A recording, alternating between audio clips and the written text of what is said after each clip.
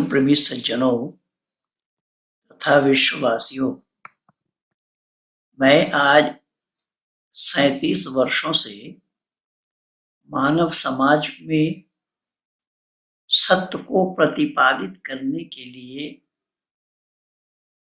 मानव मात्र को सत्य के साथ जोड़ने के लिए ही मैंने काम छेड़ा है। और मेरे इस सच्चाई को,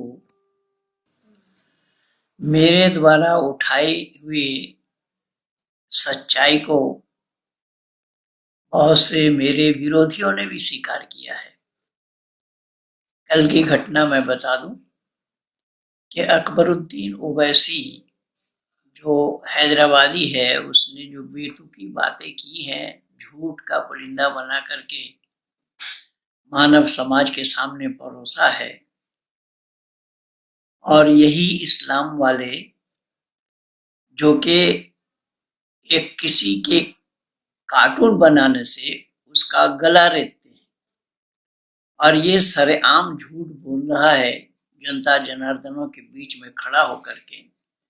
इसके लिए इस्लाम वालों के पास कोई फतवा नहीं है। इसलिए मैंने आज सुबह जो पोस्ट किया है उसका शीर्षक यही है कि मजहब वो चीज है कि दिमाग से लोगों को पैदल कर देता है।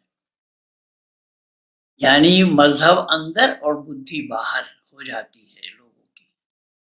ये मजहबी जुनून जो लोगों में है, जैसा मुनव्वर राणा जैसे शायर, जिस भारतवर्ष ने उसको इतना सम्मान दिया, और इस मजहबी जुनून ने कहां तक उसको पहुंचाया है, किस तरीके से।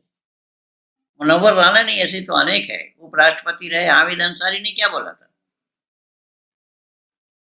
और ये जितने भी फिल्म बनाने वाले खान ब्रदर्स हैं, इन्होंने क्या बोला, जबकि फिल्म बनाना इस्लाम में हराम है।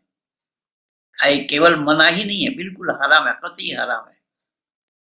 खैर, तो मैंने सत्य को उजागर किया, और मेरे सत्य के उजागर करने से बहुत सारे लोग सत्य के नजदीक आ पाए, सत्य को जाना, लोगों ने सच्चाई को अपने जीवन में उतारने का प्रयास किया। मेरे पास अनेक प्रमाण हैं, और इसी सच्चाई के बल पे नसरुद्दीन कुरैशी, जो कि महाराष्ट्र के परभनी का रहने वाला है, जो हमेशा बकवास करता रहता है, जिसको कुरान पढ़ना भी नहीं आता, और चिकन का काम करता है, यानी मुर्गी काटने का काम करता है, और इस्लाम के दावेदार है। उसने भी कल मेरा समर्थन किया, जबकि मेरे शिष्य मंडली के पास यह हारा हुआ है। न तो गणेश के साथ उसकी वार्ता में वो जवाब दे पाया, न संदीपन रॉय की वार्ता में उसने जवाब दे पाया, और न पहलवान धर्मवीर जी को वो जवाब दे पाए। तो जवाब देने के लिए इन लोगों के पास इल्म नहीं है, ताकत नहीं है, सच्चाई नहीं है, क्योंकि सच का सामना करना हर एक की बस की बात नहीं है। तो ये मत समझना कि केवल इस्लाम में ही है, इस्लाम और ईसाइयत दोनों में हड़कंप मचा हुआ है। और इसी सच्चाई के बेस पे मैंने न मालूम कितने पादरियों को इस वैदिक धर्म के आगोश में ले आया। जीते जागता प्रमाण आप लोगों के सामने मैं बहुत पहले ही प्रस्तुत कर चुका हूँ। तरसेम मसीह, जो तरसेम चंद बना है, फिर ऋतिका मसीह जो पुनः हिंदू धर्म में वापस आई। इस तरीके से बहुत से लोग जो हिंदू से ईसाई बने थे वो वापस आ रहे हैं, क्योंकि सच्चाई इन लोगों के पास नहीं है। और उसी सच्चाई का उजागर कर रहा हूं मैं आज 37 वर्षों से। लेकिन हिंदुओं में बहुत बड़ी कमी है। देखिए, जाकिर नाइक का भी, उसका भी मैं बनाऊंगा, वेद के ऊपर उसने अनर्गल पढ़ा किया है, उसको मैं रविवार तक बना करके दे दूंगा आप लोगों को, कि वेद में उसने अल्लाह ढूंढा है, जबकि वेद में अल्लाह शब्द नहीं है। उस पर मैं बनाऊंगा। हमारे भाई राजकुमार जी ने उसको सारा प्रमाण वेद का हवाला दे करके उसको भेजा था, लेकिन उसने उसको डिलीट कर दिया। खैर, उस पर मैं वीडियो बना के दूंगा। मैं ये निवेदन कर रहा हूं कि सत्य का कोई सामना कर नहीं सकता है। सत्यमेव जयते ननितम सत्येन पंथा विततो देवयाना, ये शाश्वत है। सत्य को कभी कोई हरा नहीं सकता है। इसी सच्चाई के बल पर मैंने बहुत सारे ईसाइयों को, बहुत सारे इस्लाम के मानने वालों को वैदिक धर्मी बनाया हूं। अनेक सारा प्रमाण है। अब तो लोग अपने आप ही कहने लगे हैं।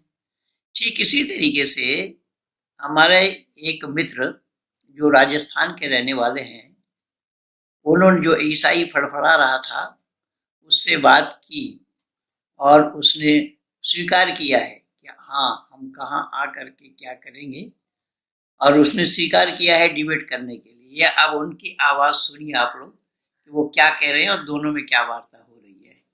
धन्यवाद के साथ आप लोगों से मैं निवेदन करूंगा कि आज जाकिर नाइक का जो 2 मिलियन सब्सक्राइबर है, तो हिंदुओं ने बढ़ाया उसका सब्सक्राइबर, पर हिंदुओं के आंख में, उंगली में भी, अंगूठा में भी जख्म है।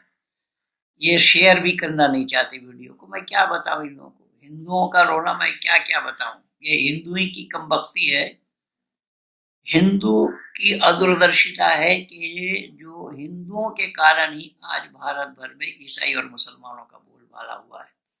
इसके लिए दोषी एकमात्र हिंदू ही है, और आज भी संभलने के लिए तैयार नहीं है। आज भी इसको ठीक करने के लिए तैयार नहीं है कि ठीक है भाई, जो गलती हो गई हो गई, अब दोबारा गलती नहीं करेंगे। नहीं, वो बात भी नहीं है। तो ये वीडियो सब्सक्राइब करना तो दूर की बात, ये तो शेयर भी करना नहीं चाहते, लाइक भी करना नहीं चाहते। खैर, ये मैं आप लोगों को बताया हूँ, लेकिन आप लोगों को बहुत कोस करके देख लिया, कुछ भी असर नहीं होता है, क्योंकि गेंडा से भी चमड़ा मोटा है, इन पर असर होने वाला नहीं है। चलो कोई बात नहीं, हम अपना फर्ज निभा रहे हैं, हम अपना दायित्व निभा रहे हैं, कर्तव्य निभा रहे हैं। आइए कि हमारे एक मित्र से एक ईसाई की क्या वार्ता हो रही है। अब वो बिहार का रहने वाला है, जबकि उसी चंपारण जिला में बेतिया में बहुत सारे ईसाइयों को मैं वैदिक धर्मी बना चुका हूँ। बहुत है, एक दो नहीं है, बहुत है। अब उनके साथ क्या वार्ता हो रही है, जरा इसको सुनिए। जो मैं बताया आपको कि नासिर कुरैशी मेरा समर्थन किया है, उसी अकबरुद्दीन ओवैसी के ऊपर जो मैं बोला हूँ कल वाले वीडियो में, वो मेरा समर्थन किया है। लेकिन उसको मैं आज लिखा हूँ कि मेरा समर्थन क्यों कर रहे हो भाई, मैं तो किसी से समर्थन मांगा नहीं। लेकिन मैं तुमसे बोल रहा हूँ कि अगर समर्थन करना है तो सच का समर्थन करो, और सच से तुम लोग को सब दूर भागते हो। क्योंकि हमारे में खूबी यही है कि हम अपने कुरीतियों पर बोल सकते हैं, कुरीतियों को दूर करने के लिए भी कह सकते हैं लोगों को। लेकिन इस्लाम में जो कुरीतियाँ भरी हुई है, उस पर कोई इस्लाम वाला जुबान नहीं खोल सकता है, और संपूर्ण कुरान में इन्हीं कुरीतियों का ही पुलिंदा है। इसमें से मैं बहुत सारा उजागर कर चुका हूँ आप लोगों के सामने, और भी मौका मिलेगा समय समय पर मैं उजागर करता रहूँगा। यहाँ किस्सा और कहानी के माध्यम से जो कुरान में बताया गया है, संपूर्ण किस्सा और कहानी है कुरान, और उसमें जो बेतुकी बातें हैं, जो अनसाइंटिफिक बातें हैं, विज्ञान विरुद्ध बातें हैं, सृष्टि नियम विरुद्ध बातें हैं, मानवता विरुद्ध भी बातें हैं। दूध मुही बच्चों से बुलवाना, ये दूध पीता बच्चा अभी अभी जन्म हुआ है जिस बच्चे का, वो नवजात शिशु बोल सकता है कभी, और कुरान कह रहा है बोल सकता है। ये है कुरान। ऐसे ही एक दो प्रमाण नहीं, हजारों प्रमाण कुरान में भरा पड़ा है। मैं इसीलिए तो बुला रहा हूँ, सामने आओ। सामने आने पर ही परत दर परत ये पर्दा उठता चला जाएगा। तो नासिर कुरैशी से मैंने कहा कि मुझे समर्थन न करो, सच का समर्थन करो, सच को ग्रहण करो, असत को छोड़ो। इसीलिए मैंने अरबी ज़ुबान में भी कहा है, खुदू माँ सफ़ा वर्गा माँ कज़र, जहाँ कहीं भी सफाई हो उसको लेना, जहाँ कहीं भी गंदगी हो उससे बाज आना, ये इंसानियत है। इसीलिए बंधु, आप लोग सुनिए ये क्या वार्ता इनकी हो रही है कि लोग सत्य के नज़दीक आना भी नहीं चाहते। मैं आप लोगों को क्या क्या बताऊं कि कुरान में कैसे कैसे किस्सा हैं। जो सूरह बकर दूसरा नंबर शुरू होता है, कुछ लोग तो बकरा बकरा बोलते हैं, बकरा नहीं है, न बकरा है न बकरी है, बकरतुन शब्द है, अल बकरतुन। बकरतुन के माने बैल भी है और बकरतुन के माने गाय भी है, ये मैं पहले ही बता चुका हूँ। और अल्लाह को पता नहीं लगा गाय में और बैल में अंतर क्या है। खैर, तो उसी में एक किस्सा ये आया है कि एक बछड़ा जो जंगल में उसके बाप एक छोड़ दिया था और बेटे से कहा कि जब इसको कोई खरीदना चाहेगा तो इसे मारकर इसके खाल में कस्तूरी भर करके उसकी कीमत चुकानी होगी।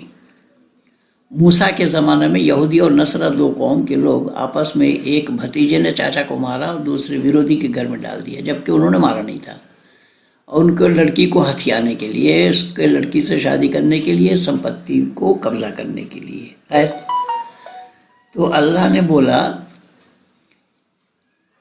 मूसा को, ये लोग मूसा के पास गए कि हमने कत्ल किया नहीं तो कौन मारा इसको। तब अल्लाह ने बारी बारी से वहाँ पर इसी आयत को उतारा और अल्लाह ने क्या बोला कि वो जो बछड़ा जंगल में चरता हुआ मिलेगा, जर्द रंग का है, ना उसमें कोई हल चलाया, ना उसने कुआं से पानी उठाया, कोई काम नहीं लिया उससे, उसको लो, उसको काटो, उसको ज़बह करो और उसके गोश्त का एक टुकड़ा से उस मरे हुए आदमी के शरीर में लगाओ, वो ज़िंदा हो जाएगा। ये है कुरानी किस्सा।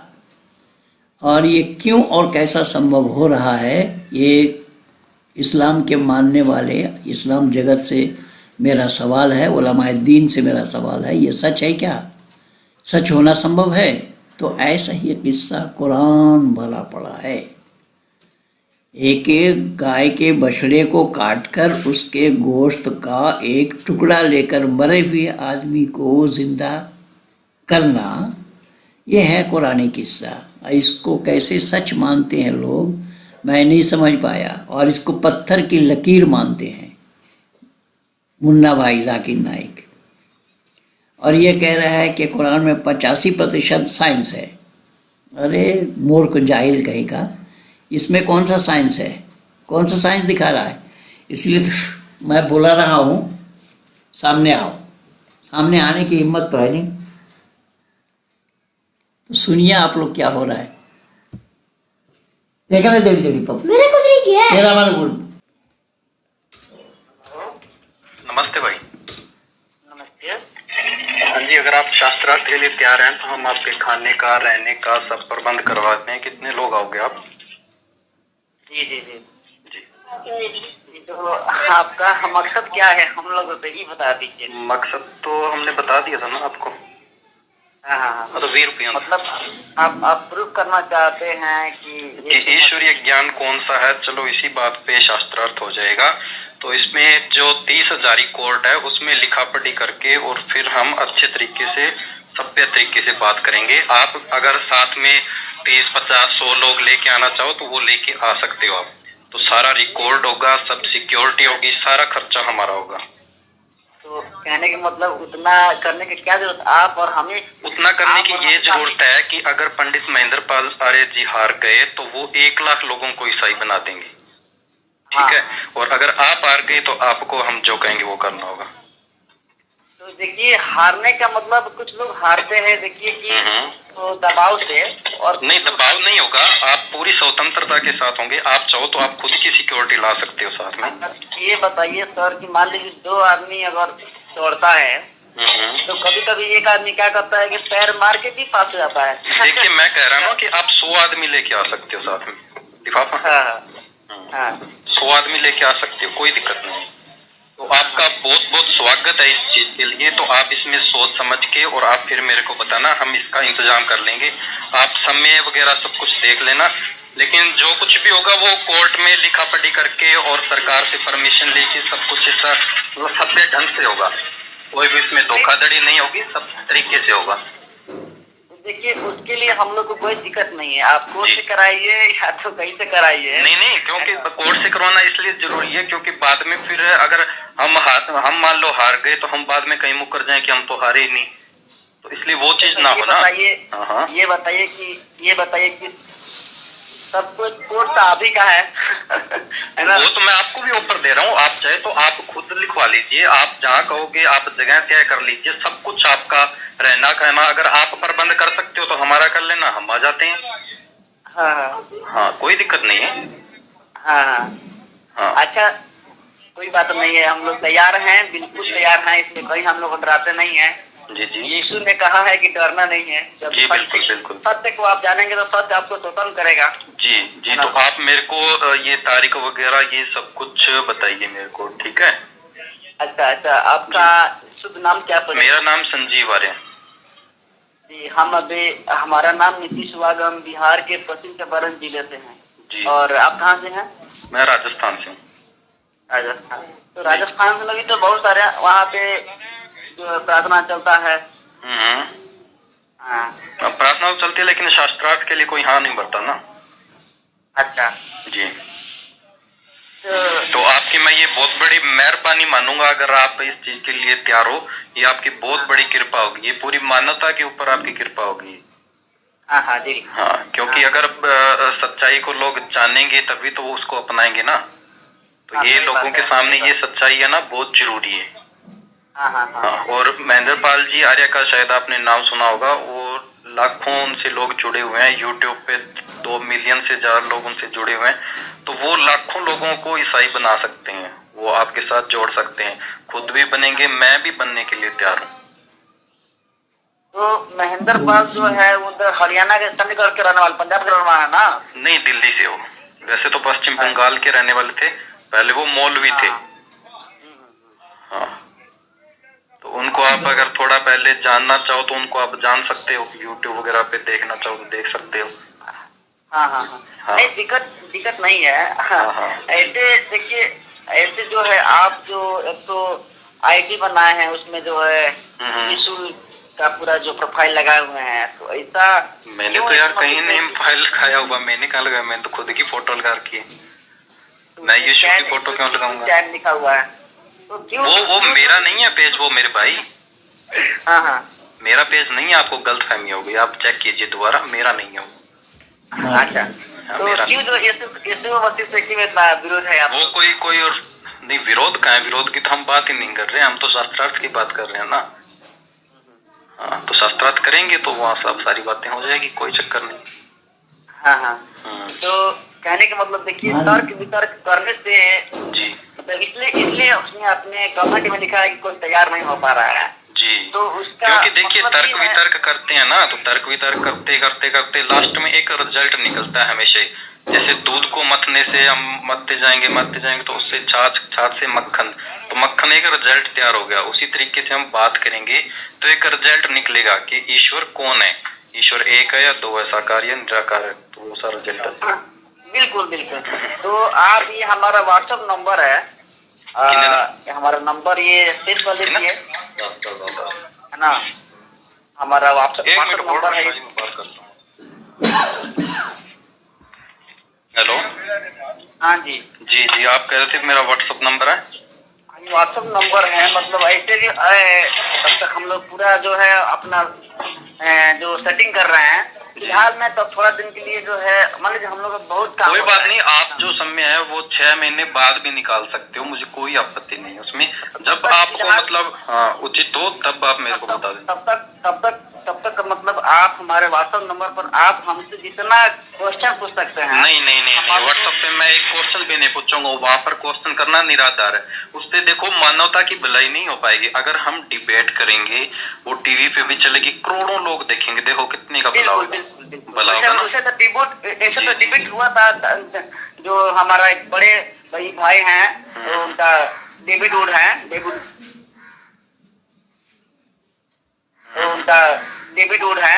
तो लगभग करोड़ों लोग के बीच में वो जो है डेविड। तरसेम मसीह को जानते हो आप? हाँ हाँ, तरसेम जी को? सत्यम मसीह नहीं, सत्यम मसीह नहीं, तरसेम मसीह। मतलब कैसे बोल रहे हैं?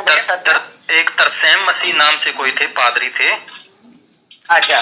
उनके जैसे और सैकड़ों भी थे, उनको पंडित महेंद्र पाल आर्य जी ने वापस सनातन धर्म में ले आए, वो उनसे डिबेट हुई थी। तो आप जो वो डिबेट है वो यूट्यूब पे देख सकते हो पहले। अच्छा अच्छा अच्छा, जी। बिल्कुल देखेंगे देखेंगे। हाँ। मैं जो है, जो डेविड वुड नाम के जो भैया हैं, मास्टर जी हैं, तो डेविड वुड जो ऐसे डिबेट किए थे एक आदमी से, तो लगभग करोड़ों लोग के बीच में जो है अच्छा अच्छा। हाँ, तो उन्होंने उससे बतलाया। भला होता ना सबका।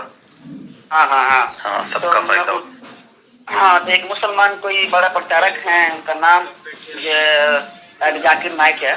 तो करोड़ों लोगों के बीच में वो डिबेट किए थे। उन्होंने प्रूव किया था कि जो है यीशु मसीह परमेश्वर है। किसके साथ हुआ था डिबेट? जाकिर नाइक के साथ, डॉक्टर जाकिर नाइक, अल्लाह जो अल्लाह को मानते हैं लोग। अच्छा, हाँ। डॉक्टर जाकिर नाइक तो हारा ही नहीं कभी किसी से, वो तो ये हाँ, बोलता है। हाँ हाँ। हाँ, नहीं बाकी उनके साथ तो क्या डिबेट करना, क्योंकि वो तो एक जैसा ही हो गया ना मामला।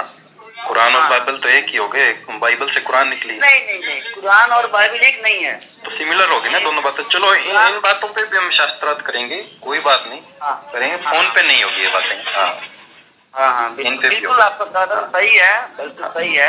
ऐसे बहुत लोग जो है, लाखों लोग, करोड़ों लोग जो उद्धार में आएंगे, यीशु मसीह में भी आए, और ये भी तो प्रूफ हो जाएगा यीशु मसीह गॉड है ना। लेकिन इसमें मतलब अभी भी कह रहे हैं और मीडिया के सामने भी कहेंगे हम कि 100% पूरा प्रूफ के साथ, कहीं भी शक नहीं है, यीशु मसीह ही परमेश्वर है। इन लोगों को ये चीज सिद्ध करेंगे, हम सिद्ध करेंगे। हाँ, ये प्रूफ करेंगे, जरूर जरूर जरूर ये सिद्ध करेंगे। क्योंकि हमारा तो मानता है कि जो ईश्वर है वो निराकार है, वो कभी जन्म नहीं ले सकता। जन्म लिया तो वो ईश्वर नहीं है, और जिसने जन्म लिया उसका मरना भी तय, अटल सत्य है ये, इसको कोई भी झुठला नहीं सकता। ये मानते हैं। तो ईश्वर जन्म थोड़े लिया है। तो आप भी तो कमेंट में कह रहे थे कि यीशु मसीह तो परमात्मा है। पवित्र आत्मा जो होली स्पिरिट होता है, तो होली स्पिरिट के द्वारा वो आया था। देखो, आत्मा तो सभी में है, हम उसका ये कैसे अंदाजा लगाएंगे कि ये पवित्र है, ये होली। हाँ, हमने भी, हमारे अंदर भी आत्मा है। हाँ, तो हमारे अंदर जो आत्मा है वो अच्छी है, मतलब वो होली नहीं है, पवित्र है वो। हाँ, कैसे? नहीं, हम लोग के अंदर होली स्पिरिट नहीं, होली स्पिरिट वही देता है। होली का मतलब पवित्र हो गया, पवित्र। पवित्र, हाँ, पवित्र आत्मा। तो हमारे अंदर जो आत्मा है वो अपवित्र है। बताइए, हमारे अंदर जो आत्मा है वो अपवित्र है क्या? देखिए, जब जो मसीह जो पवित्र परमेश्वर है, उसका जो लहू बहाया गया है। किस लिए लहू बहा गया? देखो, मैं अगर आपके थप्पड़ मारता हूँ तो दर्द आपको होगा या आपके पिता को होगा? नहीं, तो उस कथन के अनुसार तो दर्द हमको ही होगा, आपको ही होगा। हाँ, तो लहू पर यीशु मसीह जी लहू उनका बहा गया, तो पाप मेरे कैसे क्षमा होंगे?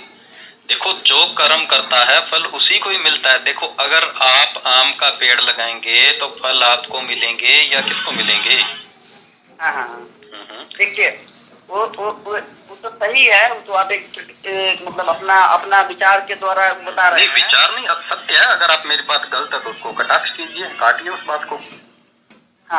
मैं आपकी थप्पड़ मारता हूँ, आप बदला मेरे बाप से लेंगे या मेरे से लेंगे?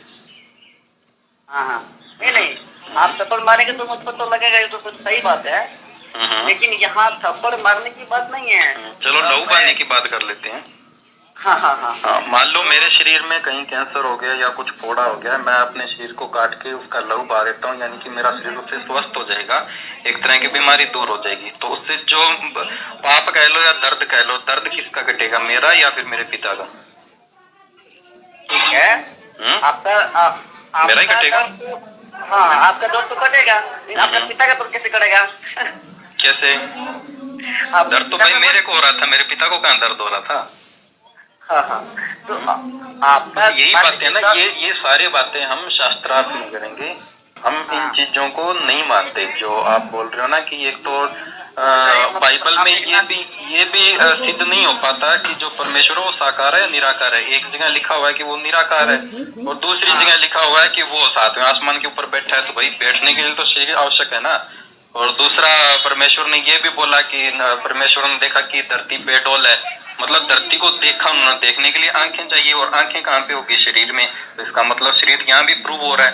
फिर उन्होंने ये बोला कि जैसे आप बोलते हो कि मेरे को परमेश्वर ने अपने हाथों से बनाया, बनाया नहीं बनाया, बनाया ना, तो हाथों से बनाने के लिए हाथ किसके होंगे? जिसका शरीर होगा। तो फिर वहां पे शरीरदारी हो गया। तो ये सब जगह शरीरदारी है और कहीं पे लिखा हुआ निराकार है। तो कुछ समझ में नहीं है ये बातें। ये सारी बातें हम शास्त्रार्थ में करेंगे। क्या जैसे आपका जन्म हुआ, जन्म होते ही आप सिख थे, ईसाई थे, हिंदू थे, इस्लाम मुस्लिम थे, क्या थे आप जब आपका जन्म हुआ?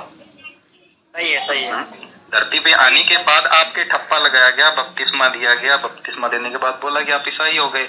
और अगर आपका खतना करते तो खतना करने के बाद बोलते कि आप मुस्लिम हो गए। और अगर आपको जनेऊ पहना देते तो बोलते कि हिंदू हो गए। अरे भाई, जिसने आपको जन्म दिया ईश्वर ने, उन्होंने आपको क्या बना के भेजा? क्या बनाया था उन्होंने? उन्होंने इंसान बना के भेजा था। इंसान बना के भेजा था। फिर परमेश्वर जो काम करता है उसमें कमी होती है, वो पूर्ण होता है या अपूर्ण होता है? नहीं, उसका परमेश्वर का पूर्ण होता है। पूर्ण होता है। तो पूर्ण, उन्होंने अपने को पूर्ण बना के भेजा था या फिर अपूर्ण बना के भेजा था? नहीं, पूर्ण बना के भेजा था। पूर्ण बना के भेजा। हाँ, ये दिक्कत है भाई। ये मैं कहना चाह रहा था कमेंट के अंदर। हाँ, अच्छा लगा आपसे बात करके। आप मेरी बातें भी समझ रहे हैं, तो इन बातों पे आप थोड़ा विचार करना और जब भी आपको समय मिले आप हमें बताना, हम बातें करेंगे, जरूर करें। ठीक है? बिल्कुल। हाँ, ओके, नमस्ते। धन्यवाद।